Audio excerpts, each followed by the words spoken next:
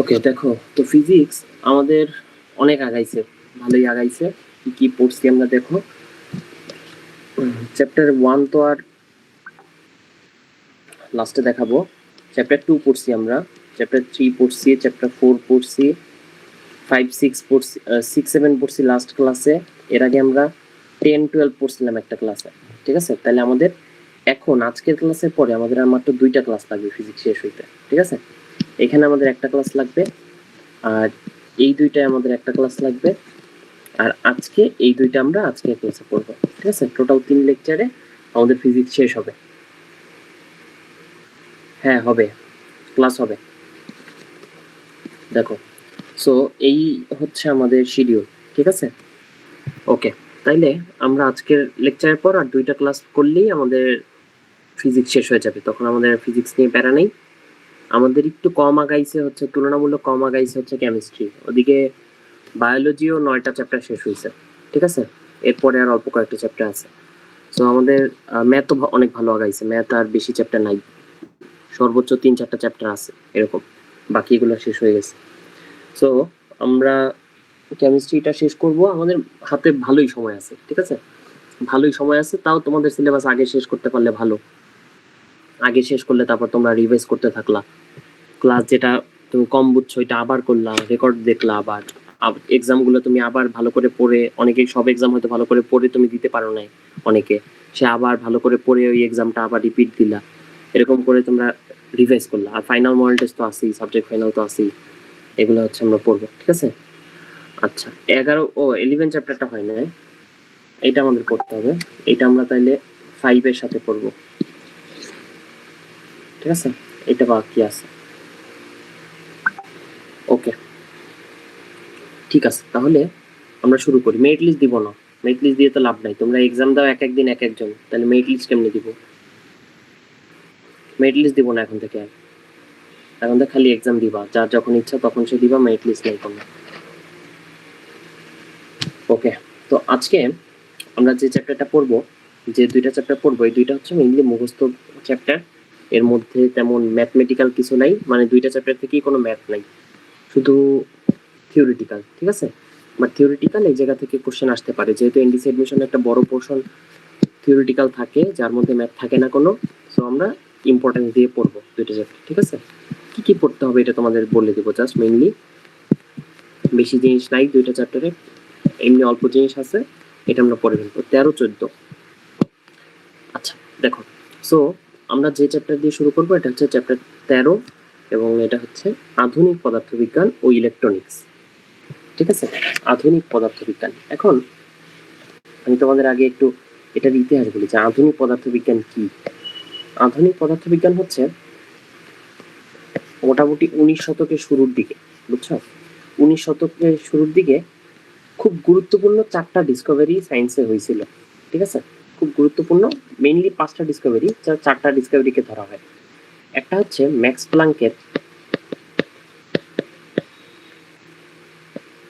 প্লাঙ্কের quantum সূত্র,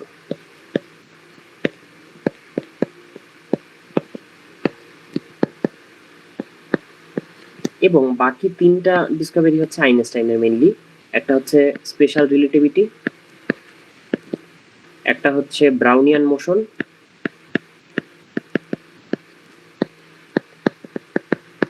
আর একটা হচ্ছে ফটো ইলেকট্রিক ইফেক্ট।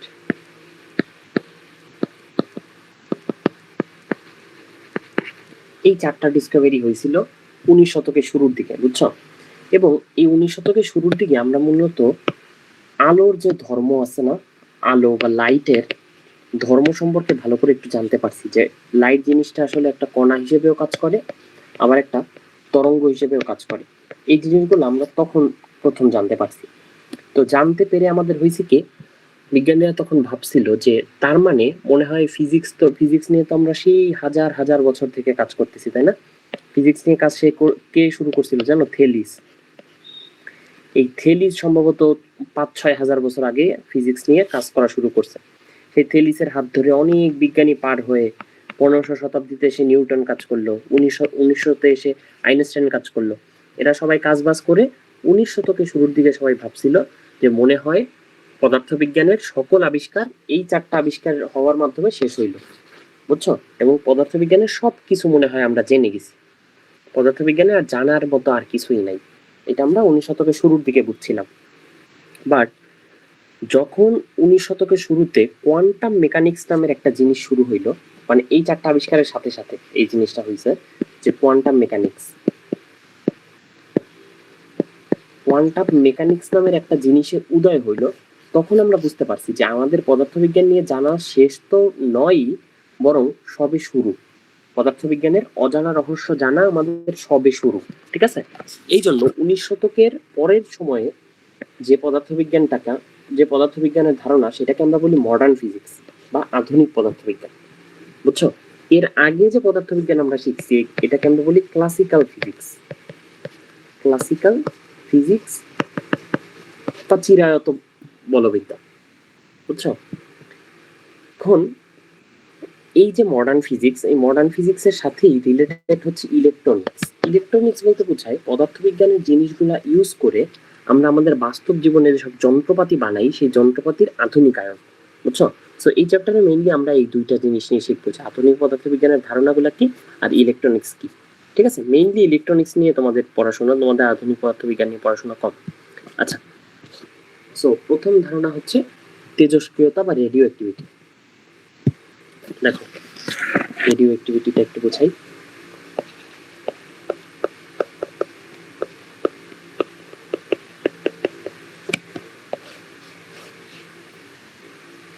দেখো একটা পরমাণু, ঠিক আছে?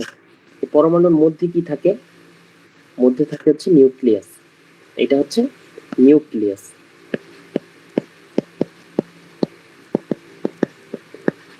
নিউক্লিয়াসের মধ্যে দুইটা জিনিস থাকে মেইনলি, একটা থাকে হচ্ছে প্রোটন আর একটা থাকে হচ্ছে নিউট্রন। আর পরমাণুর বাইরে কে থাকে? থাকে হচ্ছে ইলেকট্রন ঘুরতে থাকে, ঠিক আছে?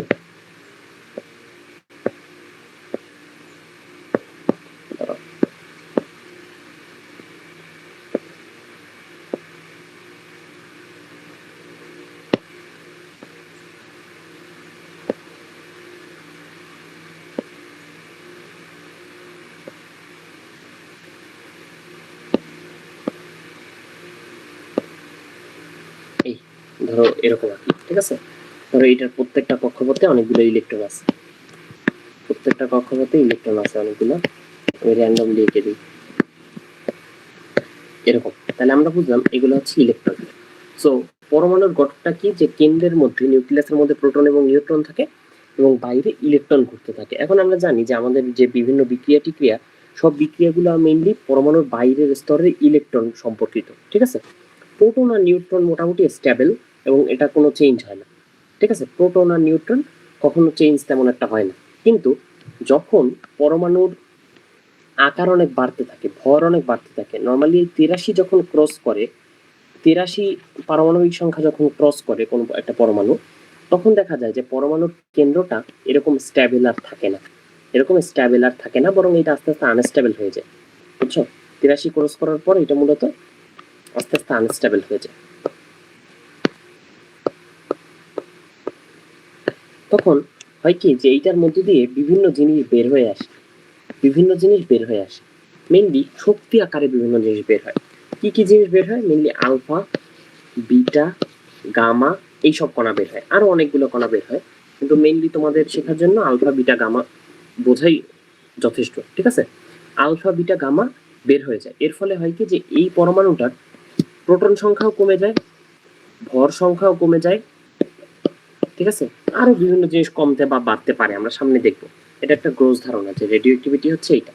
রেডিও অ্যাক্টিভিটির উদ্দেশ্য কি? উদ্দেশ্য হচ্ছে পরমাণুটাকে একটু স্টেবল করা, ঠিক আছে? আনস্টেবল পরমাণুটা একটু স্টেবল করা। ওকে, 83 বলছিলাম, মানে 83 হইলে, ঠিক আছে? কিন্তু 82 ক্রস করলে, 82 ক্রস করলে এই ইনফরমেশন গুলো তোমাদের বইতে যেটা দেওয়া আছে সেটাই পড়বা অবশ্যই, ঠিক আছে? তোমাদের বইতে যেটা দেওয়া আছে সেটাই পড়বা। আচ্ছা, এখন মেইনলি তেজস্ক্রিয় তার সাথে রিলেটেড একটা শব্দ হচ্ছে আইসোটোপ। আইসোটোপ কি তোমরা মনে হয় জানো, আমি একটু মনে রাখার জন্য বলে দেই এখানে যেহেতু কথাটা আসছে। আইসো শব্দের অর্থ একই, ঠিক আছে, একই বা সেম। আর আমরা টোপ দিয়ে মনে রাখবো যে টোপের লাস্টে আছে না প, প ফর প্রোটন, ঠিক আছে, মানে যেসব পরমাণুর মধ্যে প্রোটন সংখ্যা সেম সেগুলো হচ্ছে আইসোটোপ, ঠিক আছে। তারপর আরো কয়েকটা আছে, ধরো আইসোটোন, একটা আছে আইসোটোন। আইসোটোনের লাস্টে আছে ন, ন ফর নিউট্রন। যেসব পরমাণুর মধ্যে নিউট্রন সংখ্যা সেম সেগুলোকে আমরা বলবো আইসোটোন, ঠিক আছে। তারপর ধরো আর একটা আছে আইসো বার। বার শব্দটার সাথে ভর শব্দটার মিল আছে না? সো যেসব পরমাণুর মধ্যে ভর সংখ্যা সেম সেগুলোকে আমরা বলবো আইসো বার, ঠিক আছে। তারপর আইসো ইলেকট্রন আছে, হ্যাঁ আগেও বলছিলাম, এই চ্যাপ্টারও যেহেতু আসছে আলোচনা বলে দিই, জিনিস বারবার পড়লে তো কোনো লস নাই, লস আছে বলো। ইলেকট্রন, আইসো ইলেকট্রন মানে হচ্ছে যেসব পরমাণুর মধ্যে ইলেকট্রন সংখ্যা সেম, ঠিক আছে। এখন মেইনলি এই যে আইসোটোপ আছে, এই আইসোটোপ গুলা রেডিও অ্যাক্টিভ হয়, ঠিক আছে, আইসোটোপ গুলা রেডিও অ্যাক্টিভ হয়। ওকে, এখন তোমাদের এই চ্যাপ্টারের মধ্যে যতগুলো আইসোটোপের উদাহরণ দেওয়া আছে এগুলো একটু তোমাদের জানা লাগবে, ঠিক আছে, যে কার্বনের কয়টা আইসোটোপ আছে, কোন আইসোটোপটা অস্থিতিশীল বা তেজস্ক্রিয়, আর কোনগুলো স্টেবল। কারণ কার্বন 6 এটা কি রেডিও অ্যাক্টিভ আইসোটোপ না, এটা কিন্তু নর্মাল একটা আইসোটোপ। কিন্তু কার্বন 14 হচ্ছে একটা অস্থিতিশীল বা তেজস্ক্রিয় আইসোটোপ, ঠিক আছে, এটা জানা লাগবে। তেজস্ক্রিয়তা কে আবিষ্কার করছে? Henry Becquerel. এই চ্যাপ্টার মূলত এই মুখস্থ ইনফরমেশন গুলোর জন্যই, তেজস্ক্রিয়তা আবিষ্কার করছে হেনরি বেকেরেল, ঠিক আছে। পরবর্তীতে এটার উপর গবেষণা করে নোবেল পাইছে কে? পিয়েরে কুরি আর মেরি কুরি। ওনাদের ঘটনা তো তোমাকে বলছিলাম, তোমাদের ওনাদের ফ্যামিলিতে অনেকগুলো নোবেল, বলছিলাম না, যারা রেগুলার ক্লাস করো তারা জানো। আচ্ছা, কি কি রশ্মি বের হয়? Alpha, beta, gamma. Alpha, beta, gamma. আচ্ছা, এখন এই আলফা, বিটা আর গামার তোমাদের একটা সুন্দর করে চার্ট বানাইতে হবে, ঠিক আছে, কোনটা কি। এই চ্যাপ্টারে মূলত কোশ্চেন আসলে এখান থেকেই আসবে যে আলফা, বিটা, গামার বিভিন্ন প্রপার্টিজ বা ধর্ম নিয়ে কোশ্চেন আসবে, বুঝছো। এই চ্যাপ্টারের কোশ্চেন আসার মতো টপিক এইটা, যে আলফা কণা কি, বিটা কণা কি, গামা কণা কি। আমি একটু দেখাই,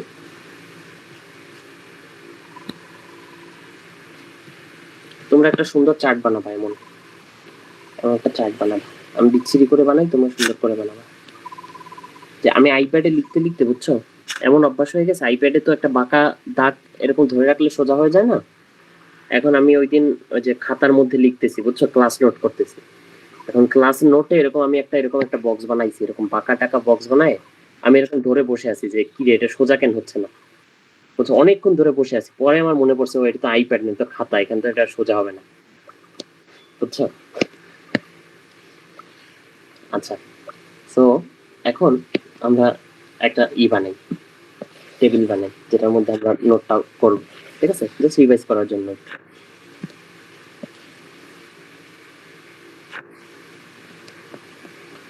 এই হচ্ছে আমাদের আলফা কণা, এই হচ্ছে আমাদের বিটা কণা, এই হচ্ছে আমাদের গামা কণা, ঠিক আছে, তিনটা কণা পাইলাম। প্রথমে আমরা জানবো যে কণাগুলোর পরিচয় কি, এরা আসলে কারা, ঠিক আছে। আলফা কণা কি আমাকে বলো তো একটু, তোমরা চ্যাট বক্সে দেখি তোমাদের মনে আছে কিনা, আলফা কণা কি? আলফা কণাটা কি বলো তো? যাবে, ঠিক বলছো, আলফা কণা হচ্ছে একটা দ্বিধনাত্মক হিলিয়াম নিউক্লিয়াস, ঠিক আছে, দ্বিধনাত্মক হিলিয়াম নিউক্লিয়াস মানে হচ্ছে হিলিয়াম 2+, হিলিয়াম 2+। আমরা নিচে লিখি কি, নিচে লিখি নরমালি পারমাণবিক সংখ্যা, আর উপরে লিখি ভর সংখ্যা, তাই না? তাইলে আলফা কণার ভর কত? 4, মানে ভর সংখ্যা কত? 4, পারমাণবিক সংখ্যা কত? 2। আলফা কণার মধ্যে ইলেকট্রন কয়টা আছে বলতো? আলফা কণার মধ্যে ইলেকট্রন কয়টা আছে?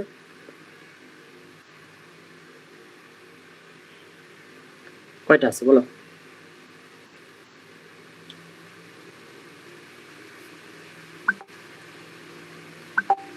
জিরোটা। গুড। আলফা কণার মধ্যে ইলেকট্রন আছে জিরোটা, কোনো ইলেকট্রন নাই এটার মধ্যে, ঠিক আছে, কারণ দুইটা ইলেকট্রনই সে ত্যাগ করে ফেলছে, ঠিক আছে। এখন এই ইনফরমেশনটা যদি আমার খালি মনে থাকে যে আলফা কণা জিনিসটা কি, তাইলে কিন্তু আমার অনেক কিছু এমনি মনে থাকবে। কি মনে থাকবে? যেমন প্রথমে আমার মনে থাকবে যে আলফা কণার ভর কত, আলফা কণার চার্জ কত, ভর সংখ্যা কত, আলফা কণার ভর সংখ্যা কত, প্রোটন সংখ্যা কত, নিউট্রন সংখ্যা কত, এই জিনিসগুলো আমাদের প্রথমে মনে থাকবে। নিউট্রন সংখ্যা 2, প্রোটন সংখ্যা 2, ভর সংখ্যা 4, ইলেকট্রন সংখ্যা 0। তারপর ভর কত এটাও আমাদের মনে থাকবে। ভর আমরা হিসাব করতে পারবো না, 2টা প্রোটন আর 2টা নিউট্রন, তাহলে এইগুলার ভর যোগ করলেই আলফা কণার ভর হবে না? বলো, 2টা প্রোটন আর 2টা নিউট্রনের ভর যোগ করলে আলফা কণার ভর পাবো না? পাবো। ঠিক আছে, তাহলে আমরা কিন্তু আলফা কণার ভরও পেয়ে যাব। তারপর অনেকগুলো ইনফরমেশনও পাবো। তারপর এটা চার্জিত নাকি অচার্জিত এটাও পাবো। ঠিক আছে, একটা ইলেকট্রনের ভরের তুলনায় এটা কত গুণ বড় বা কত গুণ ছোট এটাও আমরা পাবো। এরকম অনেক ইনফরমেশন আমি পেয়ে যাবো। আচ্ছা, বাদ দাও আলফার কথা, আসো বিটায়। বিটা কণাটা কি? বিটা কণাটা কি বলো?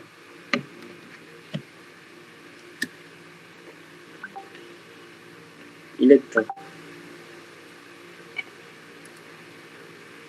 ইলেকট্রন বলছো, দুইজন। ওকে, বিটা কণা হচ্ছে একটা ইলেকট্রন। ঠিক আছে, তাহলে আমরা এতক্ষণ বলতেছিলাম যে আলফা বিটা গামা এই রেডিয়েশন গুলো নিউক্লিয়াস থেকে হয়। তেজস্ক্রিয় বিকিরণ কই থেকে হয়? বাইরে থেকে হয় নাকি নিউক্লিয়াস থেকে হয়? নিউক্লিয়াস থেকে, তাই না? বাট এখন আমি বলতেছি যে বিটা কণা হচ্ছে একটা ইলেকট্রন, তাহলে নিউক্লিয়াসে তো আর কোনো ইলেকট্রন থাকে না। তাহলে এই ঘটনাটা কি হইলো? এই ঘটনাটা একটু আলাদা হয়েছে। ঠিক আছে, একটা ইলেকট্রন বের হয়ে আসছে, তার মানে নিউক্লিয়াসের মধ্যে কোনো একটা চেঞ্জ আসবে। কি চেঞ্জ আসবে আমরা একটু পরে দেখবো। আর গামা কণাটা কি? গামা কণাটা হচ্ছে একটা তড়িৎ চৌম্বকীয় তরঙ্গ, তাই না? Electromagnetic wave. ঠিক আছে, এটা একটা তড়িৎ চৌম্বকীয় তরঙ্গ বা ইলেকট্রোম্যাগনেটিক ওয়েভ। এটা কোনো কণা না, এটা একটা তরঙ্গ। ঠিক আছে, তাহলে আমি পাইলাম তিনটা জিনিসের পরিচয় পাইলাম। এই পরিচয়টা মনে থাকলে আমাদের অনেক কিছু মনে থাকবে। ঠিক আছে, এখন যে জিনিসের ভর বেশি, যেটা একটা মোটা মানুষ, এই মোটা মানুষ কি বেশি দূরে যাইতে পারবে নাকি যে চিকন মানুষ সে বেশি দূরে যাইতে পারবে দৌড়ায়? আমাকে বলো তো। যে চিকন মানুষ সে বেশি দূরে যাইতে পারবে দৌড়ায়। তাইলে তুমি চিন্তা করো, এই হিলিয়াম, এই যে আলফা কণাটা আছে, এটা একটা দ্বিধনাত্মক হিলিয়াম নিউক্লিয়াস, এটার ভর অনেক বেশি না? তাহলে এই জিনিস কি বেশি দূরে যাইতে পারবে বলো? এই জিনিস বাতাসের মধ্যে বলো বা কোনো একটা যদি পর্দা দিয়ে দাও, এটা ভেদ করে বেশি দূর যাইতে পারবে না? এটা অনেক কম দূরে যাইতে পারবে। এরপরে আসো এই যে ইলেকট্রন, ইলেকট্রন কিন্তু এইটার চেয়ে অনেক হালকা, এটার চেয়ে অনেক বেশি হালকা। তাহলে এইটা যেহেতু এটার চেয়ে অনেক বেশি হালকা, তাহলে এটা কিন্তু এটার থেকে অনেক বেশি দূরে যাইতে পারবে। ঠিক আছে, এরপরে আসো এইটা, এটা কিন্তু কোনো কণাই না, এটার কিন্তু ভর শূন্য, তাই না? তরঙ্গের কি কোনো ভর আছে নাকি? ভর নাই। আলোর কি কোনো ভর আছে? নাই। এটা একটা আলো। ঠিক আছে, তাহলে এটা কিন্তু আরো অনেক বেশি দূরে যেতে পারবে। তাহলে আমরা একটু শীটটা বানাই, দাঁড়াও।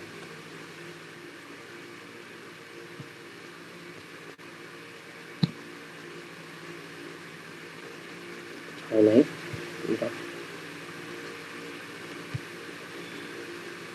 ওকে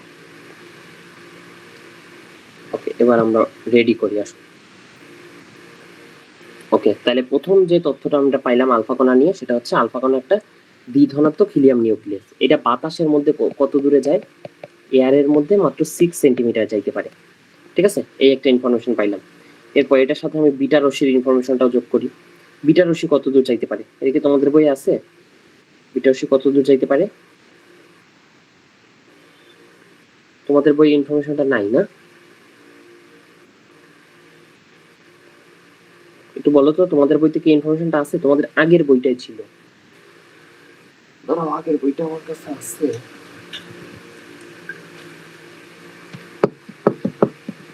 এক সেকেন্ড দেখি তোমাদের আগের বইটা আছে কিনা।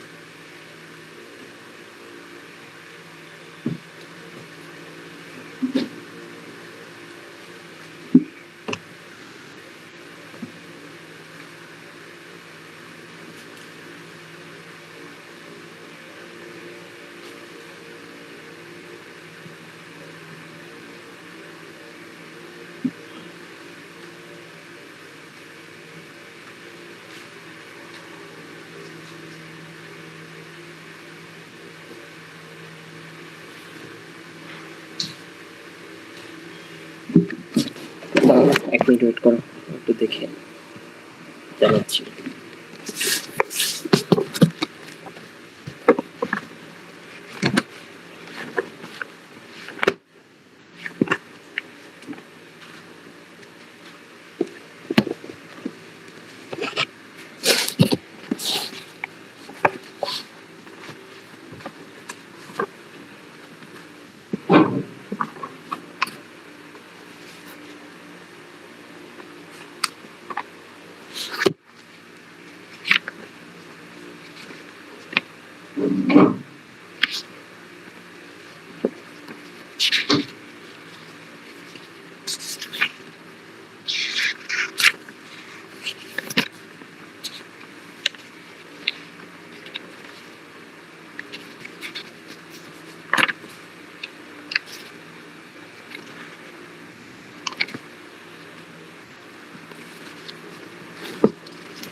ওকে,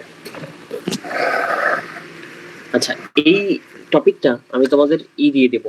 আগের বইটা অনেক ভালো লিখছে, বুঝছো, অনেক সুন্দর করে সাজানো। তাহলে আমি কি করব, এই টপিকটা তোমাদের ওইটার আমি ক্লাসের পরে একটা সুন্দর করে ছবি দিয়ে দিব। আগের বইটা অনেক ভালো করে সাজানো। দেখো, আমি বলছি যে এইটার ভেদন যোগ্যতা অনেক বেশি হবে বিটা রশ্মি। তাহলে এটা কি করতে পারবে, একটা 0.1 মিটার মোটা একটা অ্যালুমিনিয়াম পর্দা ভেদ করতে পারবে, বুঝছো। আর গামা রশ্মি কি করবে, এটার ভেদন যোগ্যতা কিন্তু অনেক বেশি। এটা কি করবে, 2 থেকে 3 সেন্টিমিটার মোটা সীসার, ঠিক আছে, সীসার পর্দা ভেদ করতে পারবে। এই হচ্ছে এই তিনটার ভেদন যোগ্যতার তুলনা, ঠিক আছে। এখন আমাকে বলো যে গতি কার বেশি হবে। মূলত আমাকে খালি একটার গতির কথা বলো তোমরা, যে এই গামা রশ্মির গতি কত হবে, এইটা বলো কেউ পারলে। দেখি কমন সেন্স থেকে বুঝো কিনা, এটার গতি কত হবে, বেগ কত হবে বলো।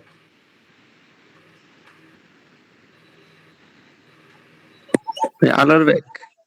আলোর বেগ, রাইট, ঠিক আছে। এটার বেগ হবে আলোর বেগ। শুনতে সমস্যা আমি দিতেছি না।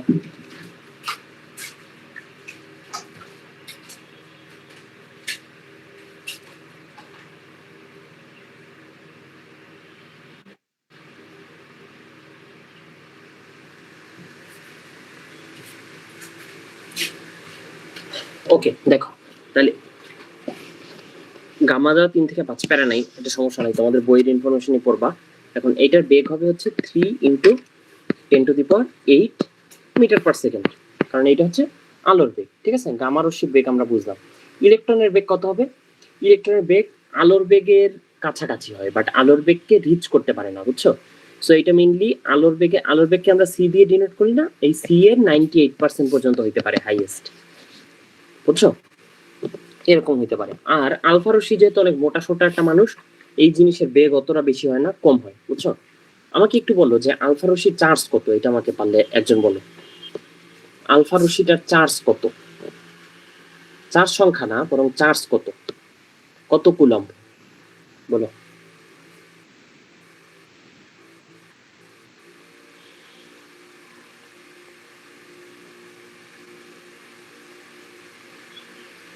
বলো, পারবা কেউ? আলফা রশ্মির চার্জ কত কুলম্ব? 1.6 × 10⁻19। হয় না। দেখো এইটার বলো, আমাকে বলো বিটা রশ্মির চার্জ কত। বিটা রশ্মির চার্জ তো পারা উচিত তোমাদের। তোমরা ইলেকট্রনের চার্জ কত জানো না? ইলেকট্রনের চার্জ 1 × 10⁻19 কুলম্ব। হ্যাঁ, 1.6 × 10⁻19 কুলম্ব। এটা তো তোমরা পারবা। তাহলে ভাই এইটা হচ্ছে একটা ইলেকট্রন, এটা কি বিটা রশ্মি একটা ইলেকট্রন, তাহলে এটার চার্জ হবে নেগেটিভ। তাহলে এইটার চার্জ হচ্ছে -1.6 × 10⁻19 কুলম্ব। এখন আমাকে বলো আলফা রশ্মি মানে কি। আলফা রশ্মি মানে হচ্ছে দুইটা ইলেকট্রন সে কি করছে, বলো। দুইটা ইলেকট্রন তার কম আছে, তার মানে সে পজিটিভ চার্জ। পজিটিভ কত, এইটার থেকে দ্বিগুণ হবে না। এটা একটা ইলেকট্রনের চার্জ, এখানে হবে দুইটা ইলেকট্রনের চার্জ, তাহলে 1.6 × 2 কত হয়, 3.2। তাহলে এটা হবে 3.2 × 10⁻19 কুলম্ব। এটা তো কমন সেন্স, এটা পারা উচিত ছিল না? হ্যাঁ, প্রণয় ঠিক বলছো, গুড, ঠিক আছে। এত টাইম লাগে এটা বলতে। তাহলে এইটা হচ্ছে তোমার আলফা রশ্মির চার্জ, এইটা হচ্ছে তোমার বিটা রশ্মির চার্জ। তাহলে আমাকে বলো গামা রশ্মির চার্জ কত হবে, বলো গামা রশ্মির চার্জ কত।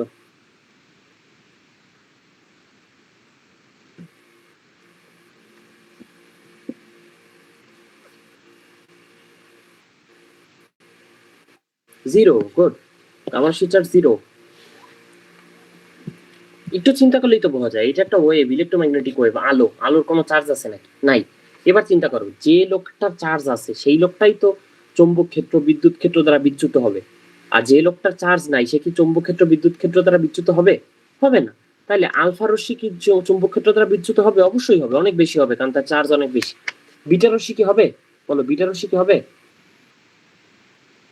অবশ্যই হবে। কেন? কারণ তারও চার্জ আছে। এবার আমাকে বলো যে এই গামা রশ্মি কি হওয়ার কোনো চান্স আছে চৌম্বক ক্ষেত্র বিদ্যুৎ ক্ষেত্র দ্বারা বিচ্যুত?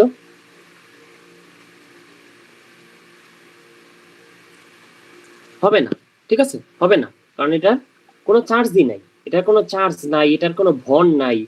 তাহলে এটা চৌম্বক ক্ষেত্র বিদ্যুৎ ক্ষেত্র দ্বারা বিচ্যুত হওয়ার কোনো সম্ভাবনাও নেই। ঠিক আছে, বুঝতে পারছো সবাই? তাহলে এই হচ্ছে একটা গ্রোস কথাবার্তা আলফা বিটা গামা নিয়ে। এছাড়াও তোমাদের বইয়ের মধ্যে যেগুলো আছে এগুলো তোমাদের রিডিং করে যাইতে হবে। বইয়ের মধ্যে কথাগুলা এখানে যেগুলো আছে না কথা, এগুলো প্রত্যেকটা তোমাদের পড়ে যাইতে হবে, সুন্দর করে রিডিং করতে হবে। ঠিক আছে, কোনটা প্রতিপ্রভা সৃষ্টি করতে পারে, কোনটা প্রতিপ্রভা সৃষ্টি করতে পারে না, কোনটা অনুপ্রভা সৃষ্টি করে, এই জিনিসগুলো তোমাদের পড়তে হবে। ঠিক আছে, এই বিক্রিয়াগুলো পড়ে যাইতে হবে। যে একটা আলফা রশ্মি যদি বিকিরণ করি আমি, এইটা একটু দেখাই দিই, এটা দেখাই দেওয়া ইম্পর্টেন্ট। যে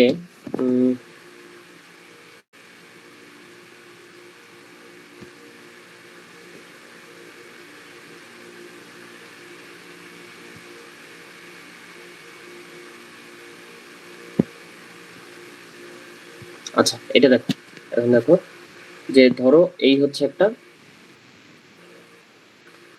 একটা পরমাণু। ঠিক আছে, এই পরমাণুর ভর সংখ্যাকে কি দ্বারা প্রকাশ করে জানো? জেড দিয়ে প্রকাশ করো তোমরা, আর এটাকে এ দিয়ে এরকম প্রকাশ করো না? এই, ঠিক আছে। তাহলে এইটা কি করছে? এটা একটা আলফা কণা বিকিরণ করছে, এটা একটা আলফা কণা বিকিরণ করে এই হয়ে গেছে। ঠিক আছে, প্লাস আলফা কণা মানে হচ্ছে এই। তাইলে এইটার ভর সংখ্যা কত কমবে আর পারমাণবিক সংখ্যা কত কমবে? ভর সংখ্যা কমবে হচ্ছে 4, ঠিক আছে, আর পারমাণবিক সংখ্যা কমবে হচ্ছে 2। এটা মাথায় রাখবা। ঠিক আছে, এই বিক্রিয়াটা খুব ভালো করে মাথায় রাখবা, এটা খুব ভালো করে মাথায় রাখবা। এবার আসো বিটা রশ্মি। ঠিক আছে, ধরো জেড এ আর এই হচ্ছে তোমার এক্স। এবার এইটা ধরো একটা বিটা কণা বিকিরণ করছে। বিটা কণা বিকিরণ করলে এই জিনিসের কি চেঞ্জ হবে আমাকে একটু বলো একজন পারলে। বিটা কণা বিকিরণ করলে কি চেঞ্জ আসে? কি চেঞ্জ আসে বলো?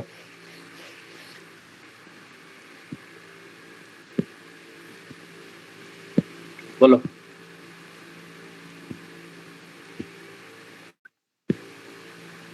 ইলেকট্রন কমবে, ইলেকট্রনের চার্জ চেঞ্জ হবে। হয় নাই? আর একটু ভালো করে মৌল পরিবর্তন হয়ে যাবে। তোমাদের বইয়ের মধ্যে বলা আছে মৌল তো পরিবর্তন না হইলে তো আর আমাদের এটা তেজস্ক্রিয় বিকিরণ না। তেজস্ক্রিয় বিকিরণ মানেই মৌল পরিবর্তন হইতে হবে। কি পরিবর্তন হবে এটা বলো? আগেরটা যেরকম আমি বলছি যে ভর সংখ্যা 4 কমবে, ভর সংখ্যা 4 কমবে, পারমাণবিক সংখ্যা 2 কমবে। এটার ক্ষেত্রে কি হবে বলো?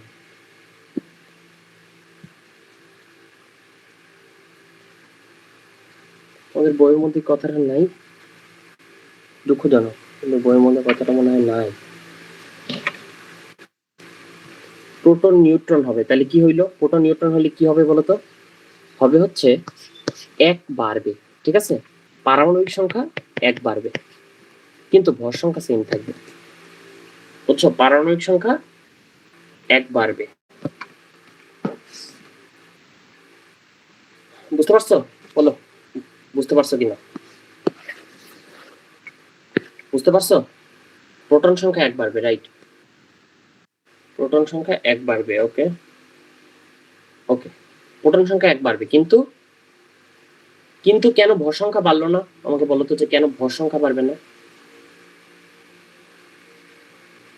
ভর সংখ্যাটা কেন বাড়লো না বলতে পারবা কেউ? বুঝছো? কারণ হচ্ছে এখানে না, ইলেকট্রনের সাথে তো ভরের কোনো সম্পর্ক নাই। ভর সংখ্যা বাড়ে নাই কারণ ভর সংখ্যা মানে হচ্ছে নিউট্রন সংখ্যা প্লাস প্রোটন সংখ্যা। ঠিক আছে, নিউট্রন সংখ্যা প্লাস প্রোটন সংখ্যা। যখন আমার একটা নিউট্রন প্রোটন হয়ে গেছে তখন কাহিনী হয়েছে কি, নিউট্রন একটা কমছে আর প্রোটন একটা বাড়ছে, তাহলে টোটাল জিনিস তো -1 + 1 0 না? তাহলে টোটাল ভর সংখ্যা কেন চেঞ্জ আসছে বলো? নিউট্রন একটা কমছে, প্রোটন একটা বাড়ছে, তাহলে মাইনাসে প্লাসে জিরো হয়ে গেল। এখানে কোনো ভর সংখ্যা বাড়লেও না কমলেও না। বুঝতে পারছো নাকি বুঝো নাই? বলো, কেউ কি আছো যে বুঝো নাই? মাইক অন করে বলো, না বুঝলে বলো। ভাইয়া নিউটন সংখ্যা কেমনে কমবো? জি, নিউটন সংখ্যা কেমনে কমবো?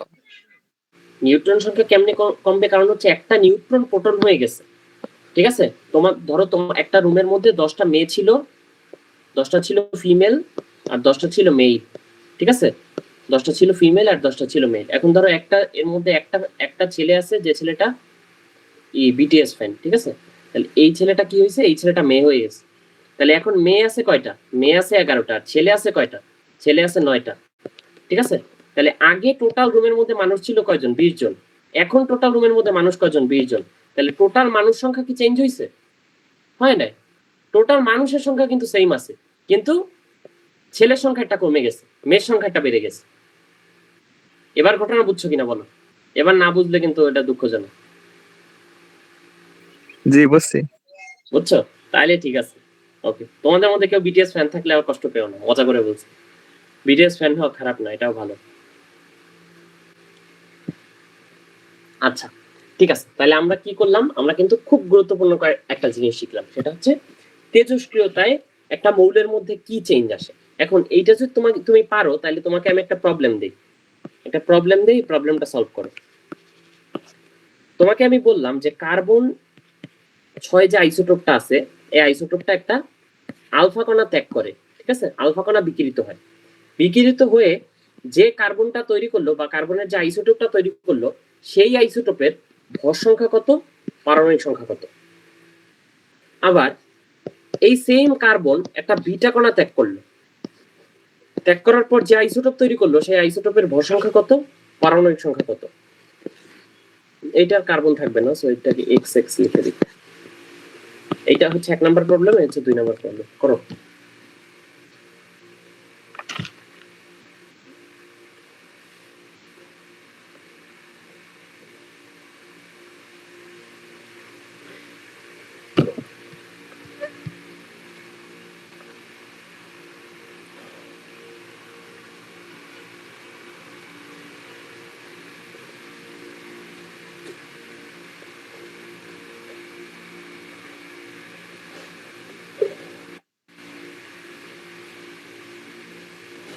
নাম্বারে 2 10 বলছো যাবে। আচ্ছা আমি করে দিচ্ছি, দেখো এখানে আমি বলছিলাম কি, এই আগের উদাহরণটা খেয়াল করো। ভর সংখ্যা কমবে 4, আলফা ত্যাগ করলে ভর কমবে 4, পারমাণবিক সংখ্যা কমবে 2, বিটা ত্যাগ করলে খালি পারমাণবিক সংখ্যা 1 বাড়বে। তাহলে এখানে 4 কমলে উপরে থাকে কত? থাকে হচ্ছে 2। তাহলে উপরটার অ্যান্সার হবে কি? 2 হবে ভর সংখ্যা, পারমাণবিক সংখ্যা। ও উল্টা লিখছি, নিচে যাবে 6, উপরে যাবে 12।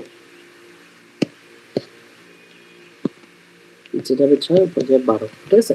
আচ্ছা তাহলে হবে কত? এখানে হবে 10, ঠিক আছে? ভর সংখ্যা হবে 10, পারমাণবিক সংখ্যা কত হবে? 2 কমলে 4, ঠিক আছে? এই হচ্ছে কাহিনী। আর এইটার অ্যান্সার কি হবে? এইটার অ্যান্সার হবে হচ্ছে 1 খালি পারবে, তাহলে এটা হয়ে যাবে নাইট্রোজেন, ঠিক আছে? এটা হয়ে যাবে নাইট্রোজেনের একটা আইসোটোপ, ঠিক আছে? এটা কিন্তু আর কার্বন থাকলো না, এটা হয়ে গেল নাইট্রোজেন। এটা কি হয়ে গেল? 4 কি বলো? বেরিলিয়াম হয়ে যাবে, ঠিক আছে? এটা কার্বন থেকে বেরিলিয়াম হয়ে যাবে, এটা কার্বন থেকে নাইট্রোজেন হয়ে যাবে। বুঝতে পারছো ঘটনা? বলো, ঘটনা বুঝতে পারছো যে তেজস্ক্রিয়তা কেমনে কাজ করে, তেজস্ক্রিয়তা কেমনে মৌল চেঞ্জ করে দেয়? বুঝছো? ঠিক আছে, এটা কিন্তু বেরিলিয়াম সরাসরি হবে না, কারণ বেরিলিয়ামের ভর কিন্তু 10 না, বেরিলিয়ামের একটা আইসোটোপ হবে। এটাও নাইট্রোজেন সরাসরি হবে না, নাইট্রোজেনের একটা আইসোটোপ হবে। বুঝছো? ঠিক আছে, ওকে। তাহলে কিন্তু আমরা অনেক কিছু শিখে ফেলছি, তেজস্ক্রিয়তা নিয়ে অনেক কিছু শিখে ফেলছি, ঠিক আছে?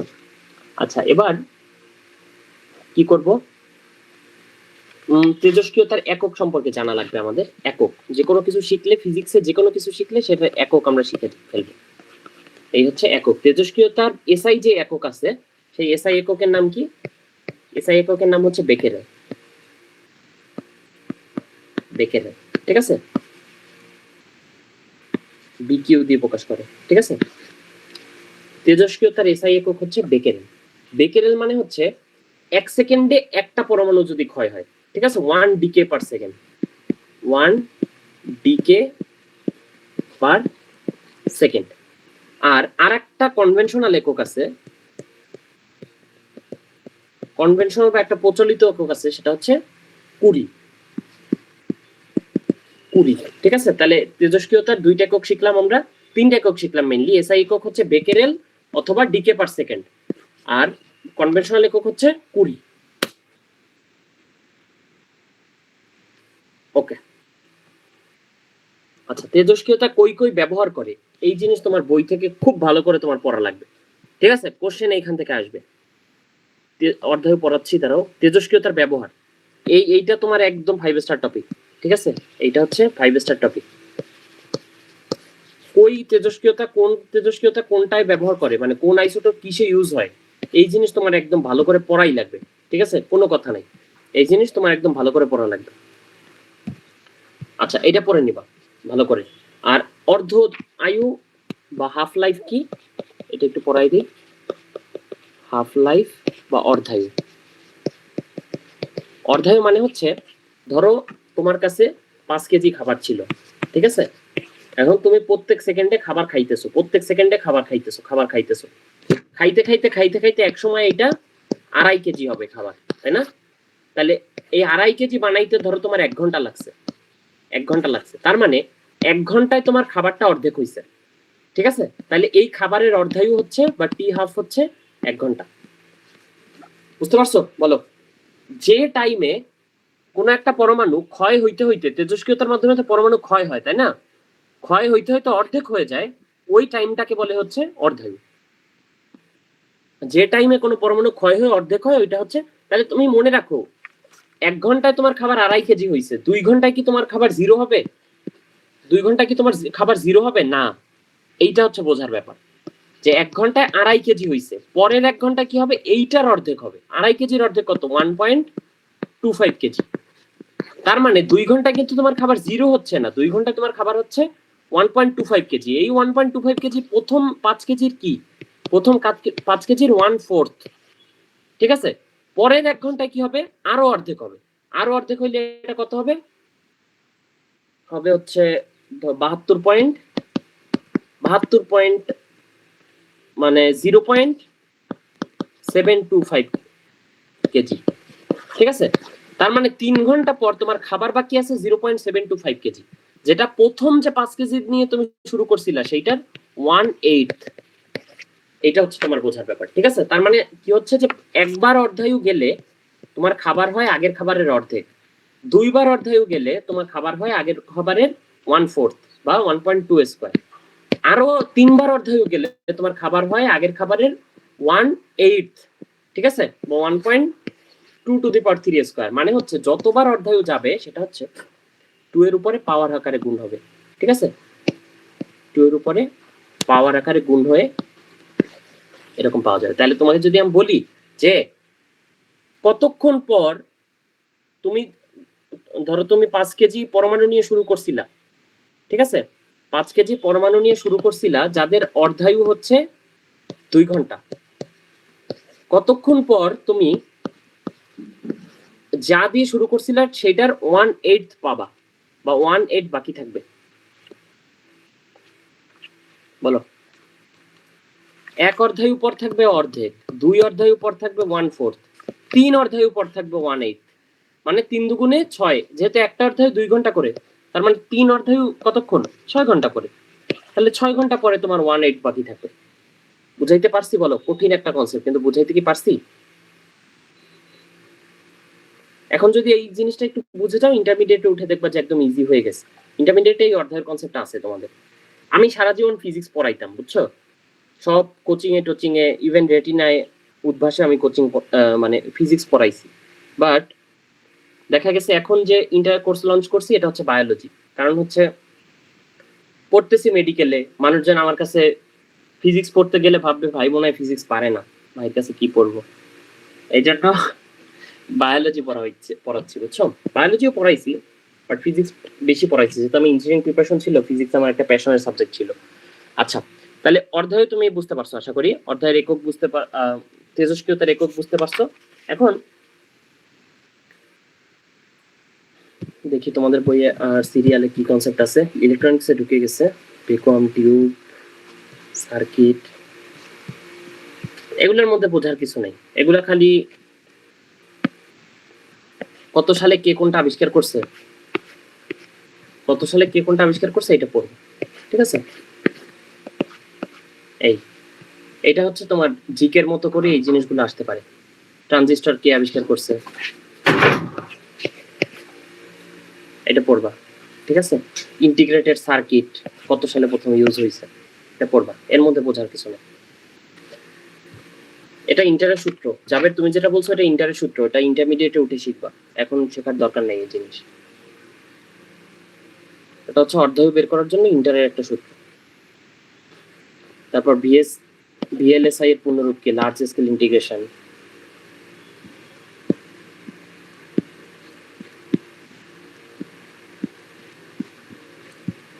আচ্ছা, analog signal, digital signal, electronics, এগুলো একটু হালকা একটু তোমাদের ধারণা দেই এগুলো সম্পর্কে।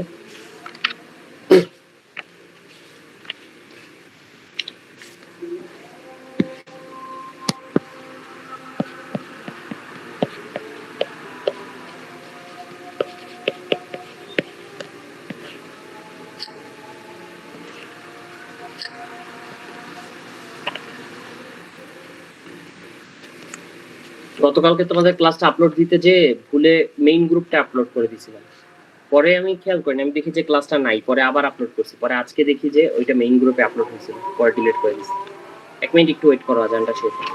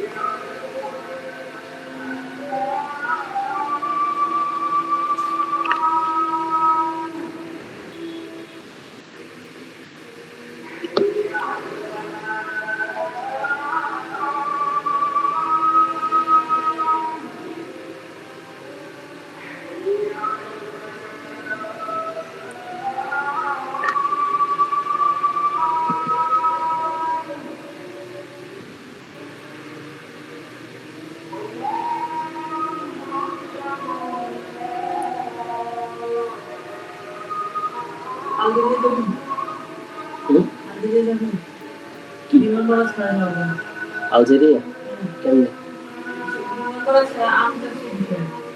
কি বিষয়? আম চাষি বিষয়। সেরা পাসপোর্টটা করতে হবে। আচ্ছা দেখো, শুরু করি। দেখো, ইলেকট্রনিক্স শেখার জন্য তোমরা ইন্টারমিডিয়েটে ইলেকট্রনিক্স খুব ভালো করে শিখবা। এখানে তোমার যেটুকু লাগবে ভর্তি পরীক্ষার জন্য বইয়ে যেটুকু আছে সেটুকু জাস্ট পড়া, ঠিক আছে? বাট তোমাদের ইলেকট্রনিক্স বুঝতে হলে প্রথমে বুঝতে হবে সেমিকন্ডাক্টর বুঝতে তোমার সবার আগে বোঝা লাগবে কন্ডাক্টর কি আর ইনসুলেটর কি, ঠিক আছে? তোমরা কি জানো যে ইনসুলেটর কি আর কন্ডাক্টর কি? এটাও তোমরা ইন্টারে ভালো করে শিখবা, এখন ভালো করে নাই, জাস্ট একটু ধারণা দিই। কন্ডাক্টর মানে হচ্ছে পরিবাহী আর ইনসুলেটর মানে হচ্ছে অপরিবাহী, ঠিক আছে? পরিবাহী আর অপরিবাহী। তাহলে কন্ডাক্টর হচ্ছে তারা যাদের মধ্যে অনেকগুলা মুক্ত ডিলোকালাইজড বা সঞ্চরণশীল ইলেকট্রন থাকে, আর ইনসুলেটর হচ্ছে তারা যাদের মধ্যে কোনো ডিলোকালাইজ ইলেকট্রন বা সঞ্চরণশীল ইলেকট্রন থাকে না, ঠিক আছে। আর ইলেকট্রন কি করে, তড়িৎ পরিবহন করে। সো কন্ডাক্টর তড়িৎ পরিবহন করতে পারে, ইনসুলেটর তড়িৎ পরিবহন করতে পারে না, ঠিক আছে। এই হচ্ছে একটা বেসিক ধারণা। এবং এই দুইজনের মাঝখানে কে আছে বলো, এই দুইজনের মাঝখানে কে আছে? এর মধ্যে আছে হচ্ছে এই ট্রান্সজেন্ডার সেমিকন্ডাক্টর, ঠিক আছে। তাহলে এই সেমিকন্ডাক্টর কি কি করে, এটা কখনো কখনো ইলেকট্রন পরিবহন করে, কখনো কখনো ইলেকট্রন পরিবহন করে না, ঠিক আছে। সরি, তড়িৎ পরিবহন করে, তড়িৎ পরিবহন করে না। কখন করে, যখন তার মধ্যে ইলেকট্রন থাকে, কখন করে না, যখন তার মধ্যে ইলেকট্রন থাকে না, ঠিক আছে। মনে রাখবা যে ইনসুলেটরের যে রোধ, ইনসুলেটর তোমরা তো রোধ সম্পর্কে জানো, ইনসুলেটরের রোধ হচ্ছে অসীম, ঠিক আছে। এবং কন্ডাক্টরের রোধ অনেক কম, ঠিক আছে, অনেক কম। এবং সেমিকন্ডাক্টরের রোধ এটা হচ্ছে কখনো জিরো, কখনো অসীম। এই হচ্ছে কথাবার্তা। আচ্ছা, তাহলে অর্ধপরিবাহী আমাদের কিছু পদার্থ আছে, ঠিক আছে। অপধাতু যেগুলো আছে আমাদের, এগুলো মেইনলি অর্ধপরিবাহী। অপধাতু কি কি আছে বলতো? অপধাতু 7টা না? 7টা অপধাতুর নাম জানো? কেমিস্ট্রি তো পড়ছো, বলো। পর্যায় সারণী চ্যাপ্টার তো পড়াইছি, বলো অপধাতুগুলোর নাম বলো।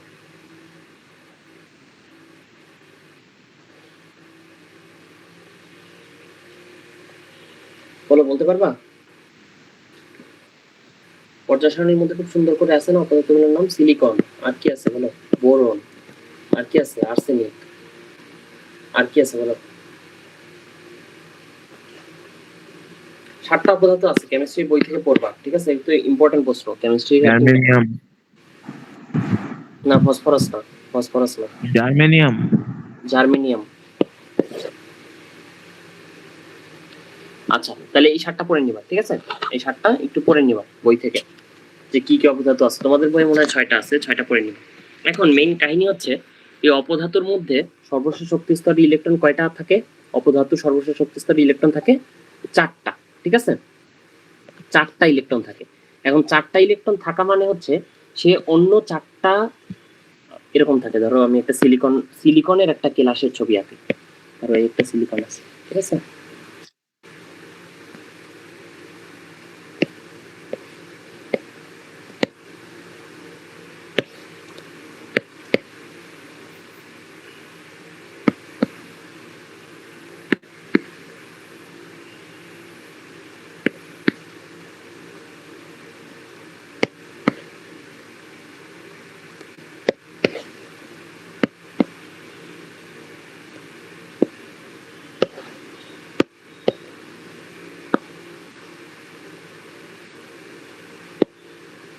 এই হচ্ছে ধরো একটা সিলিকন কেলাস, ঠিক আছে। তাহলে এইটার মধ্যে কি হয়, যে ইলেকট্রন 4টা ইলেকট্রন আছে, ওর 4টা ইলেকট্রন হচ্ছে এই, ধরো এই ভদ্রলোকের 4টা ইলেকট্রন এই, আর পাশে ধরো আরেক ভদ্রলোক আছে, তার 4টা ইলেকট্রন ধরো এই, মানে ওর যে 4টা, ওইটার একটা এই, একটা এই, একটা এই, একটা এই, ঠিক আছে। তাহলে তুমি একটু খেয়াল করো, এখন এই যে সিলিকন আছে, এই সিলিকনের ইলেকট্রন সর্বশেষ শক্তি স্তরে অষ্টক পূরণের জন্য ইলেকট্রন লাগতো 8টা। ওর কিন্তু 8টা হয়ে গেছে, যদিও ওর 4টা ছিল, বাট ওর কিন্তু 8টা হয়ে গেছে, কারণ পাশের 4টা সিলিকন পরমাণুর সাথেও ইলেকট্রন শেয়ার করে বানায় ফেলছে। আমি এইগুলো মুছে দেই, তাহলে একটু আরো একটু ভালো বুঝবা। এগুলো মুছে দেই।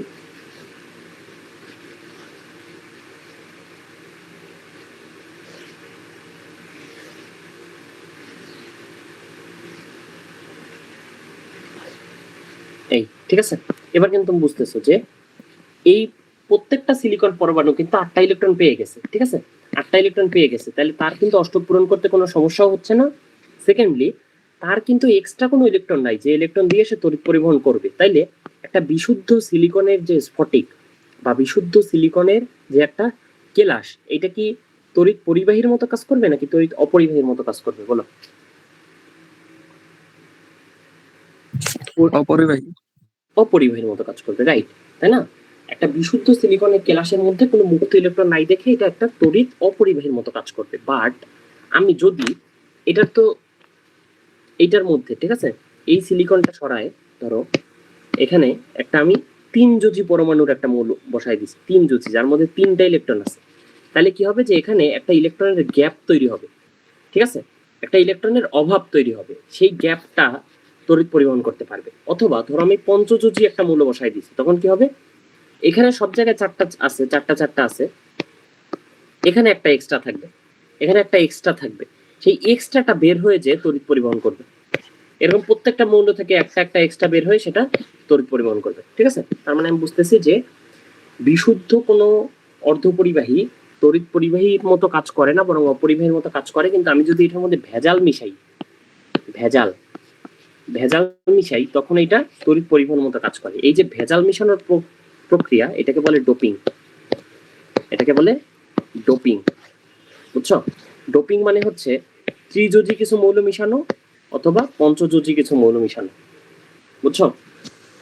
আচ্ছা, যখন আমরা ত্রিযোজী কোনো মৌল মিশাই তখন এটাকে বলে পি টাইপ ডোপিং, আর যখন আমরা পঞ্চযোজী মিশাই তখন এটাকে বলে এন টাইপ ডোপিং। ঠিক আছে? আচ্ছা, ত্রিযোজী কোন কোন মৌল মিশানো যায়, পঞ্চযোজী কোন কোন মৌল মিশানো যায়, এটা পড়তে হবে। ঠিক আছে, ত্রিযোজী কোনটা কোনটা মিশানো যায়, পঞ্চযোজী কোনটা কোনটা মিশানো যায়। ত্রিযোজী মিশানো যায় আমি একটু লিখে দেই তোমাদের, তাহলে তোমাদের মনে থাকবে। অ্যালুমিনিয়াম, বোরন, গ্যালিয়াম, ইন্ডিয়াম, এগুলো হচ্ছে ত্রিযোজী। ঠিক আছে? আচ্ছা, এগুলা মিশায় পি টাইপ ডোপিং করে। আর পঞ্চযোজী কি কি মিশানো যায় বলো তো? পঞ্চযোজী কি কি মিশানো যায় বলো? Phosphorus, arsenic, antimony. Phosphorus, arsenic, antimony. ঠিক আছে, তাহলে এইটা একটু ভালো করে মাথায় মনে রাখবা যে ত্রিযোজী মৌল মিশায় ডোপিং করলে এটা হচ্ছে পি টাইপ ডোপিং। এখানে তড়িৎ পরিবহন করে হোল, ঠিক আছে। আর পঞ্চযোজী মিশায় ডোপিং করতে হয় এইসব, এই যে ফসফরাস, আর্সেনিক অথবা স্টিবিয়াম বা অ্যান্টিমনি দিয়ে এখানে তড়িৎ পরিবহন করে ইলেকট্রন। ঠিক আছে, এটা একটু ভালো করে জানলে তোমার হয়ে গেছে। এখন আমরা কি করি, একটা পি টাইপ সেমিকন্ডাক্টর নেই, বুঝছো? এটা হচ্ছে একটা পি টাইপ সেমিকন্ডাক্টর, আর একটা নেই এন টাইপ সেমিকন্ডাক্টর। তারপরে এই দুইটা একসাথে জুড়ে দেই। ঠিক আছে, দুইটা একসাথে আমরা জুড়ে দিই। এই যে জুড়ে যে যন্ত্রটা আমরা বানাই, এই যন্ত্রটার নাম হচ্ছে ডায়োড। বুঝছো? তারপরে ডায়োড দিয়ে আবার আমরা অন্য অন্য বিভিন্ন যন্ত্র বানাইতে পারি। এই ডায়োড বা এটার আর একটা নাম হচ্ছে পিএন জাংশন। বুঝছো? হ্যাঁ, এই টপিক অনেক বোরিং। ঠিক আছে, প্যারা নেই, এটা ফিউচারে দেখবা, এটা নিয়ে অনেক কিছু আছে, অনেক মজার মজার জিনিস আছে। বুঝছো? ওকে, এখন এখান দিয়ে তোমাদের আর বিস্তারিত তেমন কিছু জানা লাগবে না। তোমাদের আর কিছু আছে, সেমিকন্ডাক্টর পড়াইছি, ডায়োড পড়াইছি,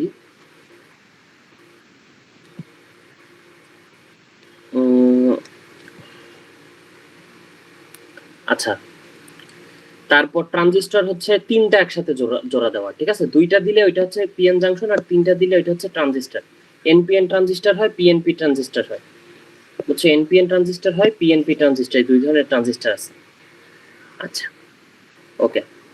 এরপর ট্রানজিস্টর দিয়ে আমরা সার্কিট বানাই, বিস্তারিত জানা লাগবে না। সামনে জানবা যে এই ডায়োড এবং ট্রানজিস্টরের আছে, বায়াসিং আছে। বুঝছো? দুই ধরনের বায়াসিং আছে, একটাকে বলে ফরওয়ার্ড বায়াস, একটাকে বলে রিভার্স বায়াস। এই বায়াসিং দিয়ে চারটা যন্ত্র বানানো যায়। একটা হচ্ছে ডায়নামো, দুই নম্বরে হচ্ছে অ্যাম্প্লিফায়ার, তিন নম্বরে হচ্ছে জেনারেটর, চার নম্বরে হচ্ছে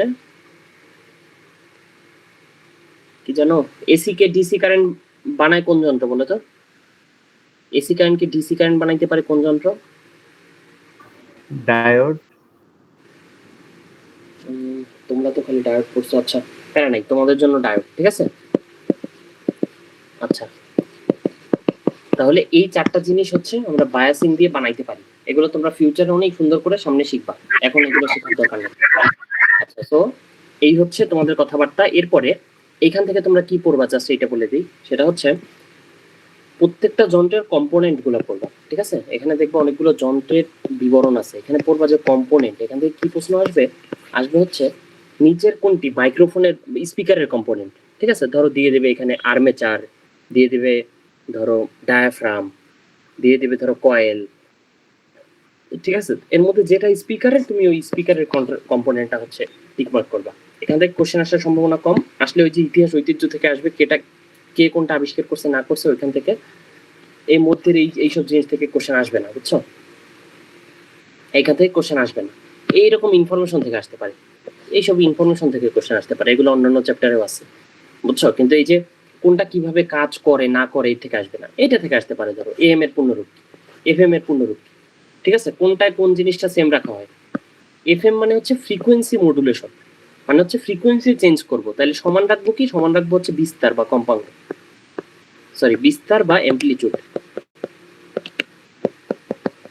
বিস্তার মানে কি তোমরা তোমাদের পড়াইছিলাম না? একজন বলো বিস্তার মানে কি, মাইক অন করে বলো, মাইক অন করে বলো যে বিস্তার মানে কি, জান কি বুঝো? তরঙ্গস্থিত কোনো কণা সাম্যাবস্থা থেকে যে কোনো একদিকে সর্বাধিক সরণ বিস্তার। সুন্দর বলছো যে যে কোনো একদিকে, মানে ধরো এখান থেকে এখানে গেছে, তার মানে এইটা হচ্ছে এই তরঙ্গের বিস্তার, এখান থেকে এইখানে গেছে সাম্যাবস্থা থেকে, তার মানে এইটা হচ্ছে এই তরঙ্গের বিস্তার, ঠিক আছে? বিস্তার কে দ্বারা প্রকাশ করে? ওকে। আর অ্যামপ্লিটিউড মডুলেশন মানে কি? মানে হচ্ছে বিস্তারটা আমরা সেম রাখবো, তাহলে চেঞ্জ কি করব? চেঞ্জ করব ফ্রিকোয়েন্সি বা কম্পাঙ্ক, ঠিক আছে? এটা জানবা, শেষ। তারপর আমাদের টেলিভিশনে 3টা কালার মেনলি থাকে, আরজিবি। তোমরা আরজিবি লাইট, বিভিন্ন আরজিবি কিবোর্ড কিনো, আরজিবি লাইট লাগাও বাসার মধ্যে, তাহলে রেড গ্রিন ব্লু এগুলো তোমরা পারবা। সিসিডি মানে কি? চার্জ কাপল ডিভাইস, এটা পড়বা। এলইডি মানে কি? লাইট ইমিটিং ডায়োড, এগুলো পড়বা। বইয়ের মধ্যে যতগুলো পূর্ণরূপ আছে চাইলে তোমরা আলাদা একটা খাতায় নোট করতে পারো, একটা পেজে আর কি, যে যেগুলো শর্ট ফর্ম আছে এগুলো পূর্ণরূপ করলাম। আচ্ছা, ল্যান্ডফোন দিয়ে কিছু লাগবে না, কয়টা কম্পোনেন্ট আছে এটা পড়বা? 5টা। Switch, ringer, keypad, microphone, speaker, 5টা কম্পোনেন্ট আছে একটা ল্যান্ডফোনে। কে আবিষ্কার করছে ল্যান্ডফোন বলো তো? Alexander Graham Bell. Alexander Graham Bell. আর মুঠোফোন কে আবিষ্কার করছে? এই ফোনগুলো কে আবিষ্কার করছে বলো তো? Alexander Fleming. না, আলেকজান্ডার ফ্লেমিং তো পেনিসিলিন আবিষ্কার করছে মিয়া, উনি তো জীববিজ্ঞানী ছিলেন, উনি ফোন দিয়ে এডওয়ার্ড নাকি? না, মার্টিন কুপার।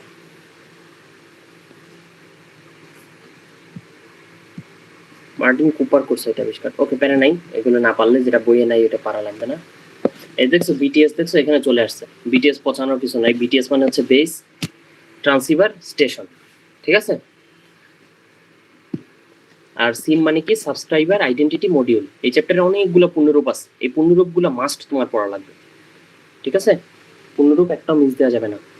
সিম মানে সাবস্ক্রাইবার আইডেন্টিটি মডিউল, বিটিএস মানে বেস ট্রান্সিভার স্টেশন। এই দেখো একটা আছে BSc, base station controller, MSc mobile service switching. এই পূর্ণরূপগুলো তুমি একটা পেজে একটু আমাকে যে কোনো একজন নোট করে সবগুলো দেখাইও, ঠিক আছে? তাহলে বাকিদেরও একবার রিভাইজ হয়ে গেল।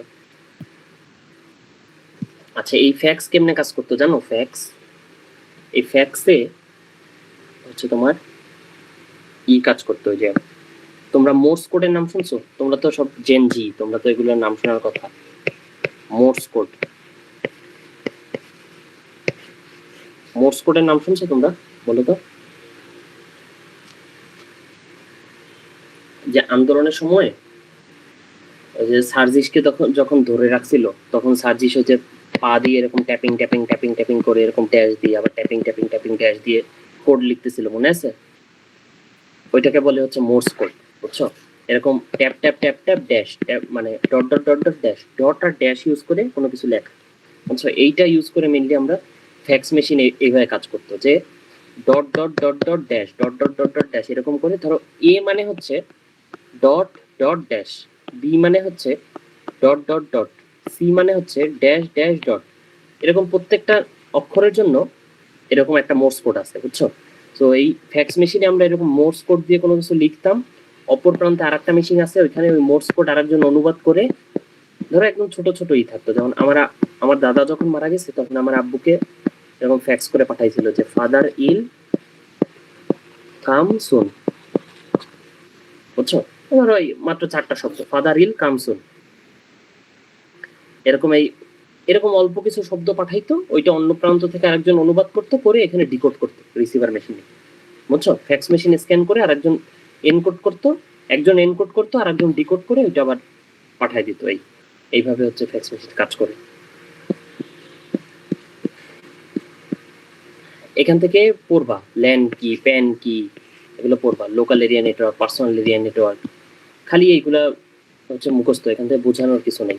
প্রথম ইমেল পাঠানো হয়েছে কত সালে, ঠিক আছে? বাংলাদেশে প্রথম ইন্টারনেট আসছে কত সালে। তোমাদের এই ধরো অনেক সময় হয় কি যে ভাই ওই কোশ্চেন গুলো করে, বুঝছো, জিকে হিসেবে এই কোশ্চেন গুলো করে। সিসি মানে কি, বিসিসি মানে কি, carbon copy, blind carbon copy, এইটুকু জানলে এই চ্যাপ্টার তোমার শেষ, ঠিক আছে? ওকে, তাহলে চ্যাপ্টার 13 হচ্ছে আমাদের মুখস্থ।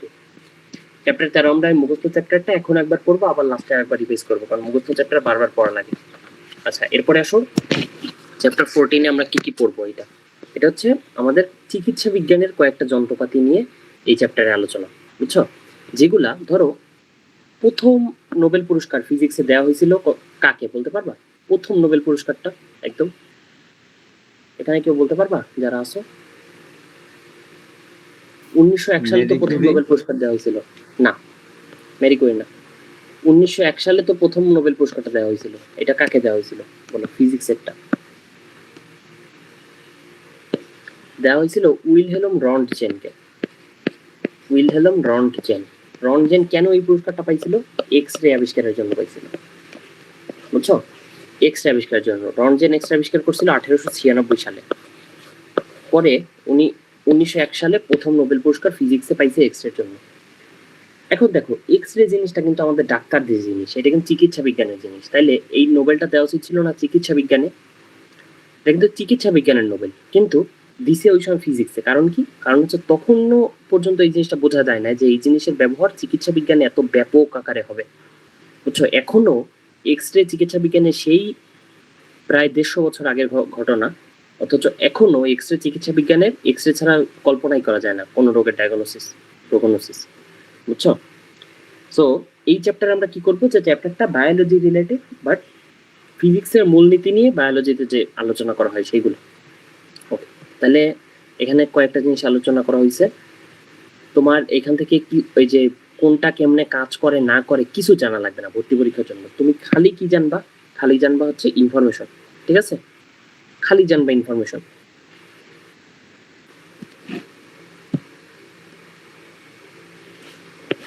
এখান থেকে এগুলা পড়বা, ঠিক আছে? জগদীশ চন্দ্র বসু কিসে ডিগ্রি নিচ্ছে, কত সালে অনেক কোথায় কি করছে, এগুলা চলে আসতে পারে। এনডিসি এডমিশন অনেক সময় একদম ভোগাস কোশ্চেন হয়, সো এই প্রশ্ন দিয়ে দিতে পারে, ঠিক আছে? আচ্ছা, প্রথমে হচ্ছে এক্স রে কি? এক্স রে হচ্ছে রন্টজেন আবিষ্কার করছে 1885 সালে। আচ্ছা, ওকে। এই এক্স রে আবিষ্কারের কাহিনী জানো? ওনার হচ্ছে উনি কিন্তু এটা ভুলে আবিষ্কার করছিল। এগুলো তোমাদের ইন্টারের ক্লাস যদি কখনো নেওয়ার সুযোগ হয় তখন পড়াবো, এখন অত বিস্তারিত জানার দরকার নেই। এক্স রেতে দুইটা প্রান্ত থাকে, একটা থাকে অ্যানোড, একটা থাকে ক্যাথোড। তারপর এটার মধ্যে খুব হাই ভোল্টেজ, নর্মালি 50,000 ভোল্ট, 50,000 ভোল্টে কারেন্ট দেওয়া হয়, ফলে এখান থেকে ইলেকট্রন ছুটে যায়, ছুটে এখানে আঘাত করার পরে এখান থেকে এক্স রে গুলো বের হয়ে আসে এখান থেকে। আর এই যে ধাতুটা থাকে এটা নর্মালি থাকে টাংস্টেন, এটা নর্মালি থাকে টাংস্টেন ধাতু, বুঝছো? আচ্ছা, তোমাদের লিখছে 100,000 ভোল্টের কাছাকাছি হইতে পারে। এক্স রে দুই ধরনের, হার্ড এক্স রে আর soft X ray. Hard X ray 100,000 volt হয়, সফট এক্স রে আরো কম হয়। কিছু পড়া লাগবে না এখান থেকে, ঠিক আছে? এখান থেকে পড়ার মতো কিছু নাই, ইনফরমেশন গুলো পড়বা খালি। আল্ট্রাসনোগ্রাফি মানে হচ্ছে উচ্চ শক্তি সম্পন্ন সাউন্ড ইউজ করে। মানুষের শোনার ক্ষমতা হচ্ছে 20 থেকে 20,000 হার্টজ, 20 থেকে 20,000 হার্টজ। কিন্তু এখানে আল্ট্রাসনোগ্রাফিতে কি করে, 20,000 হার্টজের থেকে বেশি শব্দ, 1 থেকে 10,000 মেগা হার্টজ। মেগা মানে হচ্ছে 10⁶, তার মানে অনেক বেশি শব্দ, ঠিক আছে? ওইটার বিম দিয়ে আমরা মানুষের পেটের মধ্যে স্ট্রাকচার দেখতে পারি। এই চ্যাপ্টার পুরোই মুখস্থ, ঠিক আছে? আচ্ছা, কোনটা দিয়ে কি করে পড়বা? সিটি স্ক্যান দিয়ে কি করে? কম্পিউটার টমোগ্রাফি স্ক্যান, ঠিক আছে? সিটি স্ক্যান আমরা মেইনলি ব্রেইনের জন্য ইউজ করি। দেখবা একটা ব্রেইনের সিটি স্ক্যান 3,000 টাকা, বুঝছো? সিটি স্ক্যানে ব্রেইন, সিটি স্ক্যানে একটা অঙ্গ খুব সুন্দরভাবে বোঝা যায়। কেউ যদি স্ট্রোক করে, কালকে আমার বলছিলাম না আমার এক্সাম ছিল গতকালকে আমার কিন্তু ছিল যে ওয়ার্ড ফাইনাল ছিল, বুঝছো? তো এখানে আমার যে পেশেন্টটা ছিল, আমার এক্সামে যে পেশেন্টটা পড়ছিল, ওই পেশেন্টটা ছিল স্ট্রোকের পেশেন্ট। অনেকগুলো রোগ ছিল, তো ওনার স্ট্রোক ছিল। তো স্ট্রোক বোঝার জন্য কিন্তু আমরা সিটি স্ক্যান দিই। মেইনলি সিটি স্ক্যান দিলে আমাদের ডাক্তারদের অনেক লাভ হয়, কারণ সিটি স্ক্যান অনেক টাকা, আর এইটার আমরা একটা পার্সেন্টেজ পাই, বুঝছো? আলহামদুলিল্লাহ। আচ্ছা, ঠিক আছে। কিন্তু কোনো ডাক্তারই তার পেশেন্টের যদি না দরকার হয় তখন সিটি স্ক্যান দেয় না, বুঝছো? যখন দরকার হয় তখনই দেয়। আচ্ছা, কোনো ডাক্তারই দেয় কিনা আমি জানি না, খারাপ ডাক্তার তো আছে পৃথিবীতে, তারা হয়তো দেয় এমনি এমনি। ওকে, তাহলে এইগুলো পড়বা, ঠিক আছে? কোনটা কোন কাজে লাগে এটা একটু পড়বা, আর মেইনলি হচ্ছে পড়বা ফুল ফর্মগুলা। তাহলে আমাকে একটা কাজ করে দিবা আজকে, সেটা হচ্ছে এই দুইটা চ্যাপ্টারের যতগুলো ফুল ফর্ম আছে, এই চ্যাপ্টারের এই দুইটা চ্যাপ্টারে 60% পড়া হচ্ছে জাস্ট এই ফুল ফর্ম। তাহলে তুমি যতগুলো ফুল ফর্ম আছে এগুলো একটু একটা পেজে নোট করে আমাকে দেখাবা, ঠিক আছে? কে করবা বলো? প্রণয় বা জাবের বা ফারহাদ, কেউ একজন করো, ঠিক আছে? কেউ একজন করে আমাকে একটু দেখাইও সবগুলো। আচ্ছা, এনজিওগ্রাফি দিয়ে কি করে এটা জানবা। মূলত হার্টের ব্লকের চিকিৎসা করা যায়, চিকিৎসা করাটার নাম হচ্ছে এনজিওপ্লাস্টি। চিকিৎসা করলে সেটাকে বলে এনজিওপ্লাস্টি, আর যদি খালি দেখে তাহলে ওটাকে বলে এনজিওগ্রাফি, ঠিক আছে? আচ্ছা, এন্ডোস্কোপি টিউব দিয়ে কি করে? যেমন এন্ডোস্কোপি টিউব দিয়েও চিকিৎসা করা যায় হালকা, আবার দেখাও যায়, ঠিক আছে? ইসিজি, ইলেকট্রোকার্ডিওগ্রাম, জাস্ট পূর্ণরূপ, আর কিছু লাগে না এখানে। ETT, exercise tolerance test, just পূর্ণরূপ, আর কিছু এখানে পড়ার নাই। আর ক্যান্সার চিকিৎসায় কি ইউজ হয়? রেডিওথেরাপি। ক্যান্সার চিকিৎসার জন্য রেডিওথেরাপি। আইসোটোপ আর ব্যবহার, এটা একটা 5 স্টার টপিক। আগের বারও বলছিলাম, আগের চ্যাপ্টারেও অল্প একটু ছিল, বাট এই চ্যাপ্টার একটু বিস্তারিত আছে।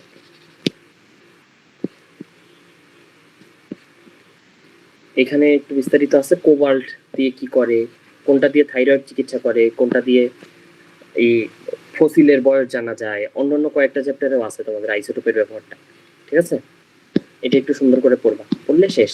এই চ্যাপ্টার আর কিছু নেই, জানার মতো কিছু নেই। আর তোমাদের এই চ্যাপ্টারের কয়েকটা ইনফরমেশন আছে যেগুলো পুরান বই থেকে পড়তে হবে। আমি তোমাদের এখনই ছবি দিয়ে দিচ্ছি গ্রুপে, এখন একটু দেখে ওইটা বইয়ের মধ্যে নোট করে নাও যে কি কি জিনিস লাগবে, ঠিক আছে? তাহলে এখানে আমাদের আসলে পড়ার কিছু নাই, আমাদের পড়ার আছে এখন মেইনলি 3টা চ্যাপ্টার আছে, ওই 3টা চ্যাপ্টার আমরা পড়বো ভালো করে। 4টা চ্যাপ্টার আছে, 4টা। এইটা আছে পদার্থের অবস্থা ও চাপ, আর আছে চলতরিৎ, আমাদের এইটা শেষ, এটা শেষ, এটা শেষ। আমাদের এই একটা চ্যাপ্টার আছে, এই 2টা চ্যাপ্টার আছে, একটা চ্যাপ্টার আছে, এই 4টা চ্যাপ্টার আছে। এই 4টা চ্যাপ্টার আমরা পড়ব, ঠিক আছে? আমাদের অনেক সময় আছে এখন, আল্লাহর রহমতে খুব ভালো আমাদের হাতে সময় আছে। তাহলে আমরা খুব তাড়াহুড়া না করি, আমরা আস্তে আস্তে পড়ি, ঠিক আছে? যে চ্যাপ্টারগুলো লেস ইম্পর্টেন্ট মুখস্থ করার, এগুলো তোমাদের আগে আগে পড়াই দিতে চাচ্ছি যাতে তোমরা রিভাইসে আবার ভালো করে পড়তে পারো। যেগুলো বেশি ইম্পর্টেন্ট ওগুলো আমি আস্তে আস্তে আরো ভালো করে ডিটেল পড়াবো, ঠিক আছে? দরকার হলে আরো যেটুকু পড়াইলে ইন্টারেও তোমাদের একটু হেল্প হবে ওইটুকু আমরা পড়াই ফেলবো যদি তোমাদের সময় থাকে। যদি এখন যেরকম বুঝতেছি যে হয়তো 1.5 মাস 2 মাস আছে না, আইসিটি নাই, আইসিটি আসবে না, আইসিটি একবারই খালি আসছিল। এখন এনডিসির কোনো বিশ্বাস নেই, বুঝছো? হুট করে যদি বলে দেয় যে আইসিটি আছে, কমপক্ষে তো 15 দিন আগে বলবে। তাহলে আইসিটি বইয়ের মধ্যে এমন কিছু নাই যে 15 দিনে শেষ করা যাবে না, বুঝছো? যদি বলার সম্ভাবনা একদমই 5%, ঠিক আছে? তাও যদি বলে আমরা শেষ করার মতো জায়গা আমাদের আছে, সময় আমাদের আছে। আইসিটি বই টোটাল মনে হয় পুরো বই যদি তুমি ভালো করে খুঁজো তাহলে মনে হয় 200 প্রশ্ন পাবা, এর বেশি একটা প্রশ্ন পাবা না। 200 এমসিকিউ আছে টোটাল বইয়ের মধ্যে, বুঝছো? তাহলে এটা পড়তে আমাদের কয়দিন আর লাগবে 200 এমসিকিউ পড়তে বলো? এর থেকে অনেক বেশি তোমরা এক একটা উইকলিতে পড়ো না, সো ওইটা নিয়ে অত টেনশন করার দরকার নেই। ওকে, ঠিক আছে, তাহলে তোমরা এই 2টা পড়তে থাকো এই উইকলির জন্য, ঠিক আছে? ইংলিশ হার্ড লাগতেছে, হ্যাঁ। এনডিসি এডমিশনের জন্য ইংরেজিটা একটু চ্যালেঞ্জিং, বুঝছো? আর সবচেয়ে মেইন ব্যাপারটা হচ্ছে এইগুলো আমরা পড়ে শেষ করতে পারবো, ইংরেজি তো আর পড়ে শেষ করার মতো কোনো জিনিস না। যেটুকু পড়ে শেষ করার মতো ওইটুকু আমরা ভালো করে পড়ি, আমাদের হাতে যেটুকু আছে। গ্রামার আমাদের হাতে নাই, বুঝছো? গ্রামার আমরা পড়ে আমাদের কোনোদিন শেষ হবে না, গ্রামার পড়ে শেষ করার মতো জিনিস না। যেটুকু আমাদের হাতে আছে আমরা কমন রুলগুলো পড়ে যাব। আমরা ইংরেজি ফর টুডে বইটা খুব ভালো করে পড়তেছি, ঠিক আছে? ইংলিশ ফর টুডে থেকে যদি 5টা প্রশ্ন আসে আমরা 3টা পারবো, এরকম ভাবে পড়তেছি। এই উইকলিতে তোমাদের যে 2টা ইউনিট দিছে, 2টা ইউনিট শুধু আমি যে ভোকাবুলারি দিছি ওইটা পড়েই শেষ করে দিও না। ওই যে বলছি যে বইয়ের মধ্যে রিডিং এর মধ্যে থেকে, আমি আগের পরীক্ষায় তো দিছি, তোমরা দেখে তো বুঝতে পারছো। যে যে ফিল ইন দ্য গ্যাপ দিয়ে দিতে পারে। এটা যদি পড়ো তাহলে অনেক মানুষের থেকে তুমি ভালো প্রিপারেশন নিতে পারতেছো। সো প্রেশার নিও না, 2000 সিট অবশ্যই তোমরা একটা করে সিট পাবা। যারা রেগুলার ক্লাস করো তোমাদের সিট ইনশাল্লাহ মিস যাবে না। যদি মিস যায় তাহলে ভাববা যে তোমার জন্য ওইটাই কল্যাণ করে। তুমি যেখানে যাবা ওইখানেই ভালো করবা। যে চেষ্টা করে সে হারে না।